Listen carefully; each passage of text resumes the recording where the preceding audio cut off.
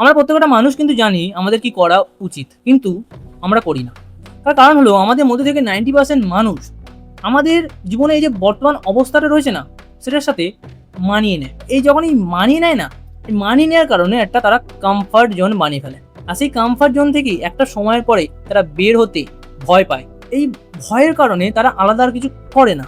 আর যারা বেরিয়ে পড়ে তাদের মধ্যেও কিন্তু দু রকমের মানুষ হয়। একরকম মানুষ হয় যারা জেদি হয়, তাদের মাথায় কিন্তু একরকম ছেপে যায় যে আমাকে এই কাজটা করতেই হবে, যাই হয়ে যাক না কেন। আমার যে বর্তমান অবস্থাটা রয়েছে সেখান থেকে একটু হলেও বেটারে যেতে হবে, এটা হলো তাদের গোল বা তাদের মাথার মধ্যে এই জিনিসটা থাকে।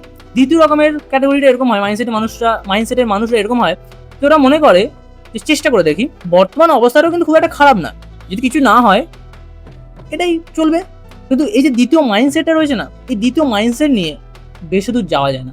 তার কারণ হলো এই দ্বিতীয় মাইন্ডসেটের মানুষরা যখনই কিছু করতে যাবে, ঠিক আছে, ভাবো তাদের একটা হ্যাবিট চলছে, পুরোনো হ্যাবিট চলছে, সেটাকে যখনই সে ব্রেক করতে যাবে না, তার মনের মধ্যে একটা ভাবনা আসবে যে দূর, কিছুই হচ্ছে না, দূর, কেন শুরু করতে গেলাম, দূর বাবা, কার কথায় যে শুরু করতে গেছিলাম। এগুলো কি হচ্ছে? এগুলো হচ্ছে অজুহাত। আর এই অজুহাতটা কোথা থেকে আসে জানো? ওদের কমফর্ট জোন থেকে। তার কারণ কমফর্ট জোনের মধ্যে ওরা শুয়ে বসে কাটিয়ে দিচ্ছে সমস্যার সাথে, কিন্তু যখনই তারা সেটাকে ব্রেক করতে চাইছে, তখনই তাদের অস্বস্তি হচ্ছে। সে অস্বস্তিটাকে তারা নিতে পারছে না। যখনই তুমি নিজের অজুহাতের ওপর দিয়ে চলবে না, তুমি নিজের উপর ভরসা করে নিজের পায়েতে এগোতে পারবে না। তার কারণ তুমি হাতের উপর ভরসা করছো, পায়ের উপর ভরসা করছো না। আর এই কারণেই একাধিক মানুষ নিজেদের কমফর্ট জোনের মধ্যেই থেকে যায়। এবার একটা বিষয় কিন্তু ক্লিয়ার করে দিই, এই যে যারা জেদি হয়, তাদের কথাটা বললাম যে যারা ভাবে যে এটা করতেই হবে, তাদের মাথায় যে এই জিনিসগুলো আসে না, এটা কিন্তু ভুল।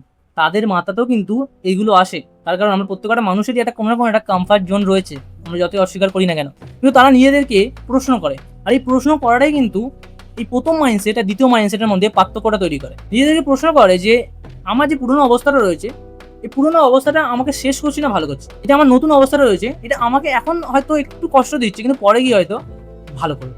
এই যে একটা নতুন অবস্থা দিকে যাওয়া, এই যাওয়ার জন্য যে হ্যাবিট বানানো, একটা ডিসিপ্লিন তৈরি করা, ডিসিপ্লিনটাই কিন্তু এই জেদি মানুষগুলোকে সামনের দিকে পুশ করে, সামনের দিকে এগিয়ে যেতে সাহায্য করে। জেদ তো অনেকটা বড় ব্যাপার, তার কারণ জেদের সাথে ডিসিপ্লিনটা যুক্ত হলেই তখনই সেটা হয়। মোটিভেশন ভাই ডিসিপ্লিনের পায়ে দিকে নমস্কার করে, এটাই হলো সত্যি কথা। ধন্যবাদ।